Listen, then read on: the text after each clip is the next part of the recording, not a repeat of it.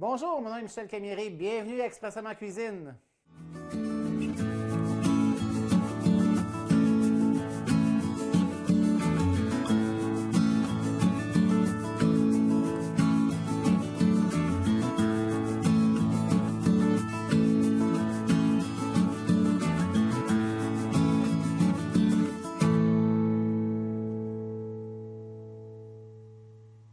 Alors, donc, cette semaine, avec l'abondance encore des fruits et légumes dans nos marchés, je vous propose 3 recettes à base de légumes d'automne, la tourte au poireau et la crème, les cappuccinos de champignons qui servent d'entrée et c'est une soupe. Et enfin, un fameux dessert, un bavarois un peu surprenant aux champignons pralinés au beurre d'érable. Alors, pour cette semaine, c'est mon programme. Je commence tout de suite avec la tourte de poireau. Donc, je vais allumer mon petit poêle ici, avec ma petite cuisinière. OK? On pourra faire venir les poireaux. Donc, ce que ça vous prend pour la recette, donc, c'est 6 poireaux coupés grossièrement, donc en bout d'environ 1 centimètre. OK? On les lave, on les fait tremper, on les assèche. Et ça va vous prendre 3 tasses de béchamel numéro 2.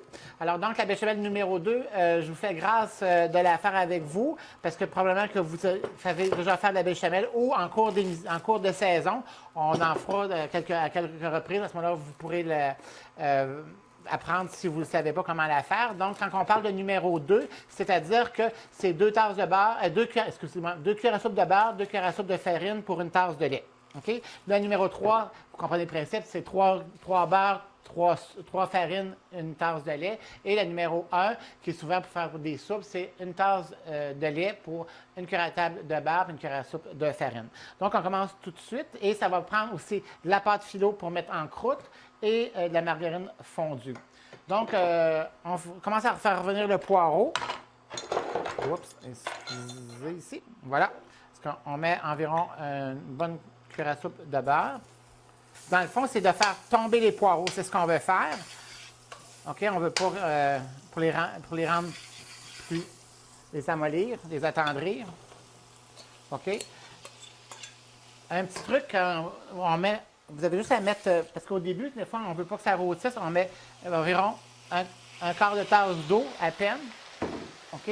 Puis, au lieu de brûler, ça va plutôt créer une vapeur qui va être plus facile à cuire.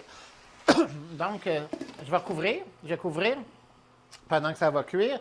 Donc, pendant que ça va attendrir, comme je disais tantôt, on va préparer notre moule avec la pâte philo. Bon, ça vous prend un moule à charnière d'environ 8 ou 9 pouces pour faire la recette. Tout le monde connaît ça un petit peu.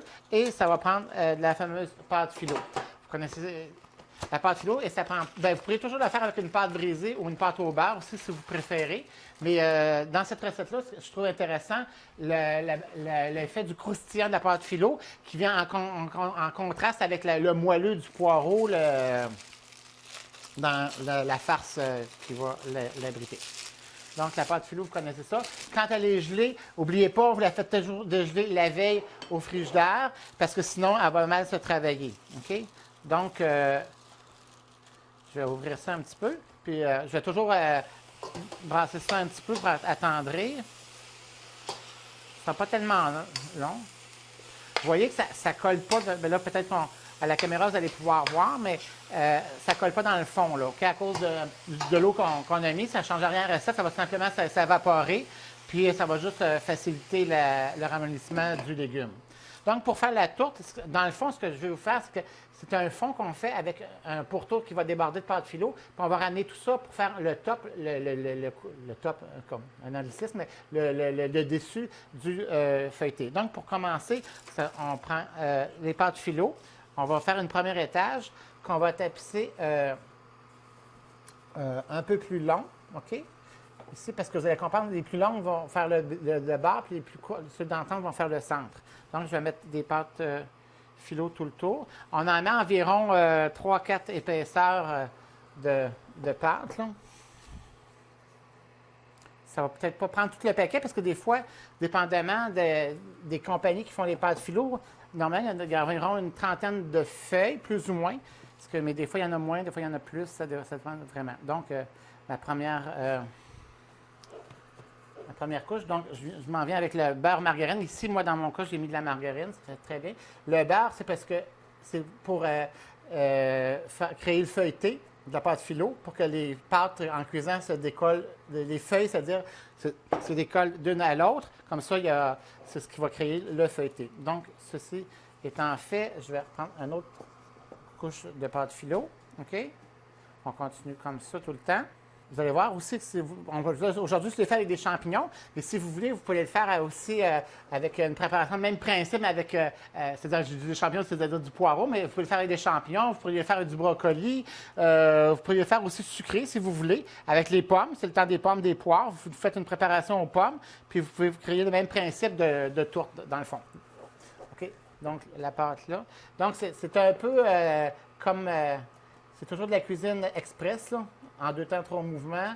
Donc, dans mon cas, je vais pouvoir mettre tout le paquet parce qu'il n'y aura pas assez de feuilles. Non, je mets avec comme ça. J'en mets un peu de gras toujours. OK. Puis, je vais venir faire l'autre ici. OK.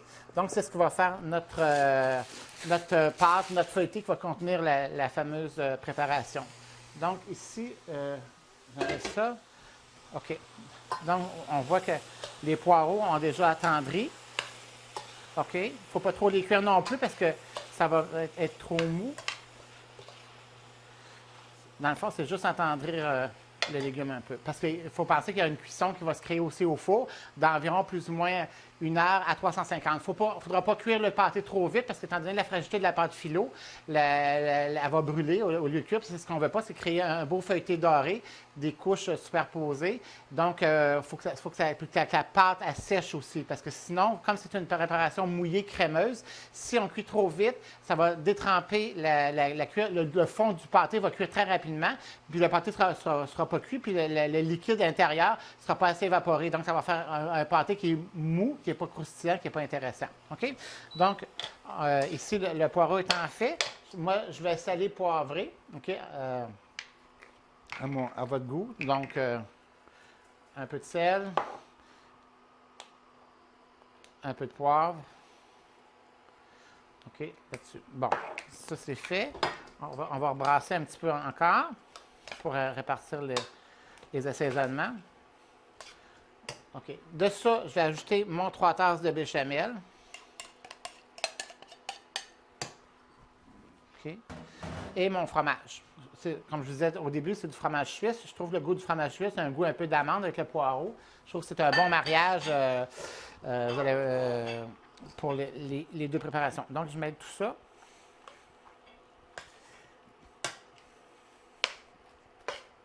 Si vous le faites au brocoli, ça n'a pas de problème. Vous faites la même quantité de légumes avec les champignons aussi, sans problème. Donc, on va bien répartir, bien mélanger la préparation. OK?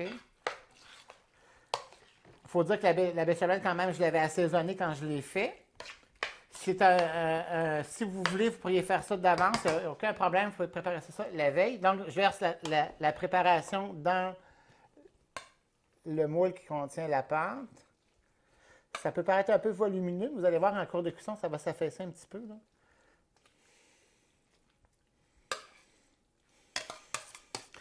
Okay. C'est un excellent accompagnement. Si vous faites, exemple, un poulet grillé ou une pièce de bœuf ou des steaks, c'est vraiment super bon. Ou ne serait-ce que de manger comme ça aussi, ça va être super intéressant. Donc, comme vous pouvez voir, on replace tout ça ici. OK. Donc, une fois que c'est fait, c'est là que le jeu du feuilletage arrive. Donc, on rabat les pâtes. OK? Comme ça, comme ça, comme ça, comme ça. On fait le tour continuellement comme ça. On peut mettre un peu de beurre pour coller les pâtes, puis pour pas aussi pour leur donner un doré, pour pas qu'ils sèchent non plus la cuisson. Fait que donc, n'ayez pas peur de plier. Alors, ce que je dis toujours, c'est la technique du Kleenex, là. Les papiers mouchoirs.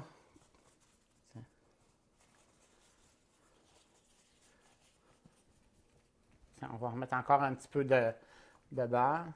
C'est sûr que c'est pas tout à fait diète, mais c'est bon quand même.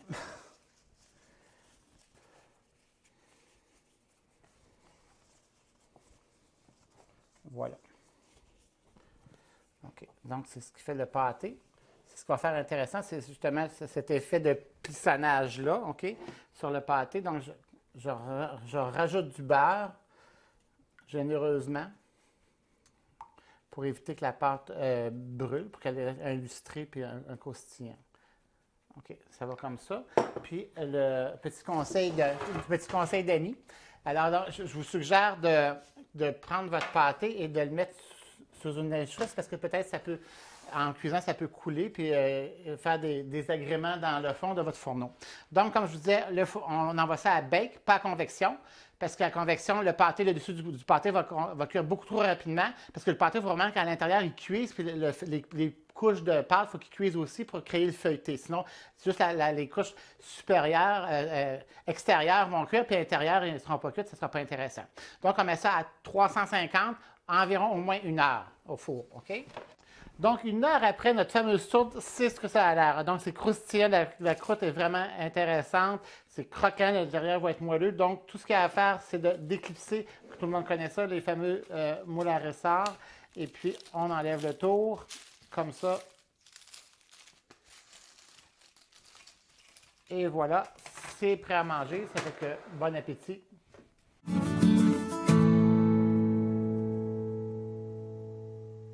Donc, pour faire les cappuccinos de champignons, ça vous prend, ça va vous en faire 6 à 8 cappuccinos. Ça vous prend des champignons. Ça va vous prendre le beurre pour les faire revenir. Ça va prendre du bouillon de bœuf, OK? Donc, si vous avez du vrai bouillon à la maison, tant mieux. Mais comme c'est expressément en cuisine, donc la boîte Campbell est extraordinaire. Donc, vous pouvez prendre le bouillon de bœuf et ça va vous prendre de la crème fouettée, OK? Pour garnir comme les fameux cappuccinos. Donc, ça va prendre la crème fouettée ici. Ça va vous prendre environ plus ou moins la quantité de cappuccino que vous allez faire, mais je vous dirais peut-être 2/3 de crème non fouettée. Une fois fouettée, ça va vous donner le double facilement. Aussi, ça va vous prendre pour garnir des champignons séchés, OK? C'est pour faire le top, ce qui fait le fameux cacao, des fois qu'on voit sur le top des cafés. Là. Donc, ce que vous faites, c'est bien simple. Vous prenez des, je ne veux pas mettre de marque nécessairement, mais vous prenez des champignons qui sont séchés, qu'on achète commercialement, là, sans problème, dans des sachets. OK? Donc, ces champignons-là, peu importe, vous les passez soit dans le moulin à café ou dans le robot culinaire. Puis, une fois que c'est fait, bien, ça va vous donner cette poudre-là ici. Ça va donner une poudre de champignons avec lesquels on va garnir nos cappuccinos, ce qui va ressembler vraiment à un café auquel on pourrait boire. OK? Donc, c'est facile. Je prends ma poêle, on part ça. Encore un peu de beurre. Donc, vous prenez des champignons, OK? Je vous dirais, ça prend 5-6 champignons. Bien, pas 5-6. Sont 3. Ça dépend toujours des grosseurs de champignons. Pour ça, je vous dis 5-6, mais peut-être si sont gros, moins 3 champignons. Ça va être suffisant par cappuccino parce que ça paraît volumineux. Mais une fois que les champignons sont cuits, c'est vraiment réduit de beaucoup. Là. Les champignons contiennent beaucoup d'eau, ça réduit beaucoup. OK? Donc, une fois que le beurre est fondu, je vais mettre mes champignons. Là, on ne fera pas. On ne mettra pas de liquide pour faire attendrir tout ça. Il faut vraiment que ça soit à sec. OK, ça c'est fait. Pendant ce temps-là, moi, sur ma cuisinière ici, j'ai fait bouillir le bouillon de bœuf nature. Vous ne le diluez pas. Il faut que le bouillon de bœuf soit assez concentré pour donner de la saveur, donner du punch, pour que ça soit assez punché. Je ferai de la redondance de parole, là. Mais il faut que ça goûte quelque chose. Il faut que ça soit punché, c'est le cas de le dire. Ceci étant dit, pour ce qui est de la garniture de la crème fouettée, donc, comme tout à l'heure, je vous ai dit, vous prenez de la crème, c'est simplement fouetté, on ne met rien, c'est la crème fouettée salée. À ça, pour y donner un peu de saveur, on va rajouter un peu de sel, parce que sinon, ça va être trop fade. Allez-y mollo, parce que souvent, le bouillon de bœuf, j'ai pris traditionnel. Si vous prenez selon vos goûts, il y en a du demi-sel aussi, si vous préférez. Je mets toujours un peu de poivre dedans pour le puncher un peu aussi. Et puis, on va rajouter un petit peu de ciboulette. Moi, je préfère mettre la ciboulette à l'intérieur qu'en garniture. OK? Parce que ils paraissent moins, puis je ne veux pas que ce soit ça qui soit la ciboulette qui soit le punch, mais plutôt la poudre de champignons. Ça, c'est fait. Donc, on met ça un petit peu comme ça, mélanger nos choses. Donc, la crème fouettée, on va goûter un peu salée, elle va être un peu punchée avec l'oignon aussi. Puis, pour faire les fameux cappuccinos, bien, évidemment, ça prend des tasses. Ici, j'ai un plateau avec... je vais préparer mes secoupes tout de suite. Parce que c'est le fun à faire quand, si vous recevez, c'est une soupe qui prend 2 minutes à faire. Parce que une fois que les ingrédients sont prêts, on peut y aller très, très rapidement. OK? Ça fait que ça, on va mettre ça ici. Ça, je vais mettre ça comme ça. On va faire toujours un peu de ménage. On dirait toujours qu'il me manque de la place. Voilà. Voilà. Il faut vraiment que les champignons soient bien, bien cuits, par exemple. OK. Les champignons, on va mettre un petit peu de sel et de poivre.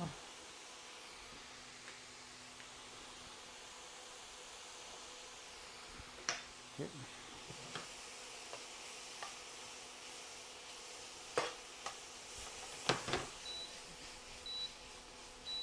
On ne les veut pas de mollasse non plus. On veut qu'il y ait un bon goût de beurre, un peu ramolli, mais pas trop non plus. OK? Donc, je vais me sortir des petites cuillères pour faire le service.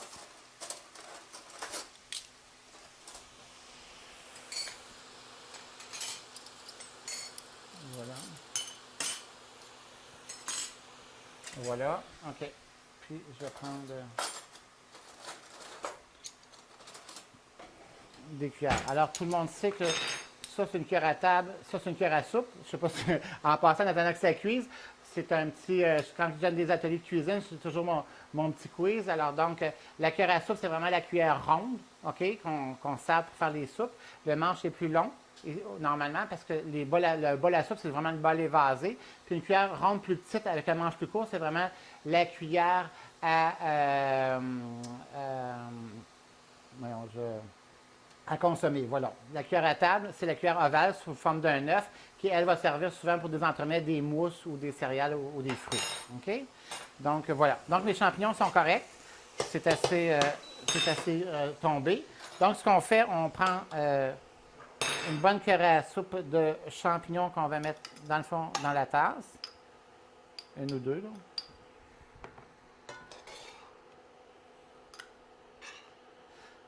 Comme je vous dis, mais il ne faut vraiment pas trop faire cuire les... ça bout. On ferme ça. Donc, je vais prendre mon bouillon. Oups, ici. Je vais essayer ça un petit peu. Donc, voilà. Je vais prendre mon bouillon de bœuf. Il y a aussi, si vous préférez, s'il y a des personnes qui sont végétariennes, il y a des bouillons aussi de champignons qui peuvent très, très bien faire l'affaire si vous ne voulez pas prendre du bouillon de bœuf. Donc, voilà. Donc, on va prendre la crème fouettée. Puis, je vais garnir le top vous avez compris, le top de mes soupes avec la crème. Ce qui va faire... Puis, ça déborde, c'est encore meilleur. Ça fait, comme je dis toujours aux employés, plus cochon. Voilà. OK. Puis on prend nos champignons séchés qu'on envoie comme ça dessus. Voilà. Oups. Je vais vous dire, c'est super chaud. J'aurais peut-être pu avancer un peu mes affaires. Ça aurait été plus brillant de ma part.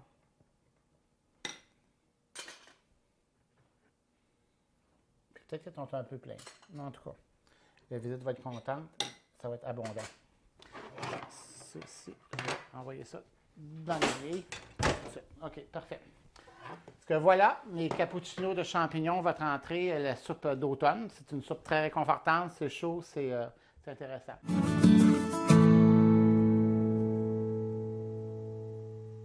Alors donc là, on est rendu au dessert, la partie la plus importante, intéressante de l'atelier d'aujourd'hui, c'est le fameux dessert aux champignons praliné au beurre d'érable. Alors, ce que vous avez à faire, ça prend environ 6 tasses de champignons. De toute façon, vous avez toujours les recettes sur le site de la télévision communautaire.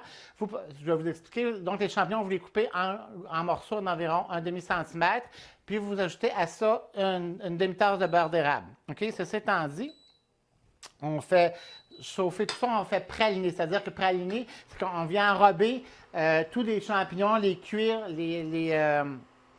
avec le beurre d'érable, pour que ça soit donne une texture intéressante, puis que ça soit vraiment comme sucré, que tous les champignons deviennent comme sucrés, là, et puis que ça ajoute beaucoup de saveur à notre dessert. Alors, pendant que ça va cuire, je vais vous montrer le résultat parce qu'on va aller un petit peu plus vite étant donné le temps qu'on a. Donc, ça ici, une fois que ça ici, à partir de ça, une fois que ça c'est fait, ça vous donne ça. Au bout de quelques minutes, quand ça bien prévenir, ça vous donne ça. Donc, ça donne une texture un petit peu de marron. Je ne sais pas si les gens connaissent les marrons. Donc, ça donne la texture du marron, mais sucré au beurre d'érable. C'est vraiment intéressant. Donc, pour faire la recette, ça vous prend un paquet de Jello. Écoutez, c'est pas pur. Les puristes pourront faire une crème anglaise, mais comme mon thème d'émission, c'est toujours cuisine express, n'oubliez jamais. Ça prend un pudding à cuire Jello, 3 tasses de lait et 2 à 3 sachets. Si vous voulez une texture plus ferme de gâteau, vous pouvez mettre 3, mais sinon, vous pouvez mettre 2, ça va faire pareil, comme mousse. Donc, ce qu'il y a à faire, vous faites comme sur l'emballage, donc vous mettez 2-3 tasses de lait, le pudding, vous faites chauffer, vous faites gonfler votre gélatine et vous ajoutez la gélatine dans la préparation chaude pour faire dissoudre. OK? Une fois que c'est fait, ça va nous donner cette préparation-là ici. OK? Cette fameuse un peu de crème anglaise, trichée un peu par la magie de je vais me sortir un fouet, excusez, en même temps. OK? Donc, on met ça dans notre bol.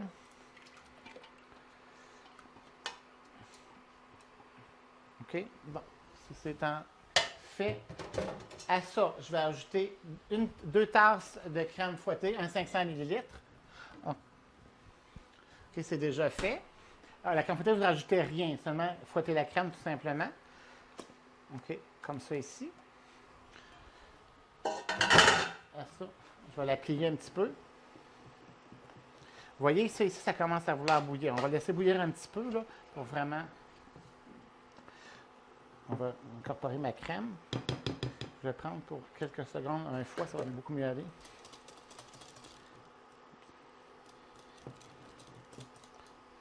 OK. À ça, je vais rajouter la quantité de champignons que j'ai, c'est ce qu'il y a dans le poêlon, là. Donc, ça fait un peu comme une sorte de fruit confit, si vous voulez, comme saveur. C'est vraiment excellent.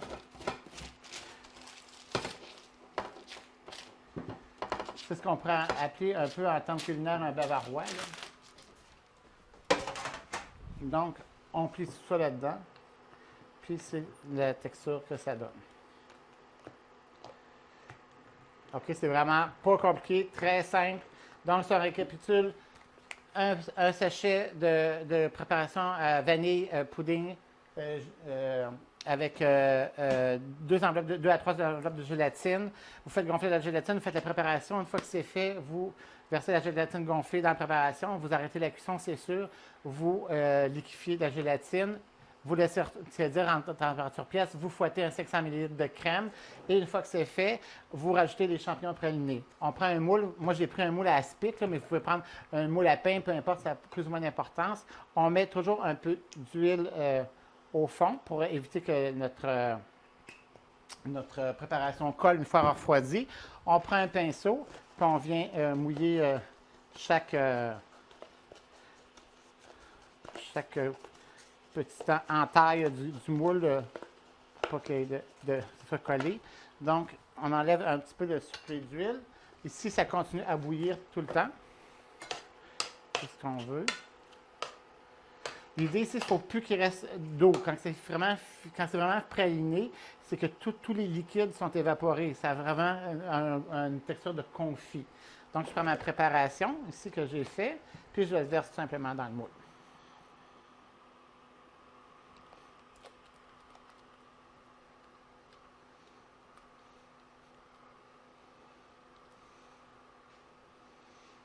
OK. Donc, une fois que c'est fait, on met une pellicule plastique par-dessus.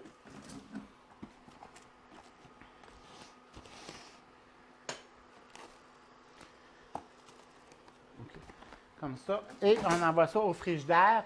Écoutez, il faut mieux y prévenir un peu d'avance, par exemple. Au frigidaire, je vous dirais au moins un 7-8 heures à l'avance. Donc, une fois que c'est mis au frigidaire, toujours magie de la télévision. Donc, le gâteau, une fois démoulé. Pourquoi j'ai mis un papier absorbant par-dessus? C'est que quand on démoule le gâteau, la fameuse huile qu'on a mis au début, des fois, le gâteau vient illustrer, puis on ne veut pas voir cette huile-là qui coule. Donc, quand je démoule, je mets tout simplement un papier absorbant, ce qui fait en sorte que toute l'huile qui va être sur le gâteau, ça va le prendre. Donc, ça va faire ceci. C'est quand même le fun. À ça, ici, on fait griller des amandes, si vous voulez. Puis on vient décorer avec des amandes tout autour. OK. Et puis, on peut décorer avec quelques framboises aussi, là, un peu partout. On va faire un coulis de framboise si vous préférez aussi. OK. Voilà.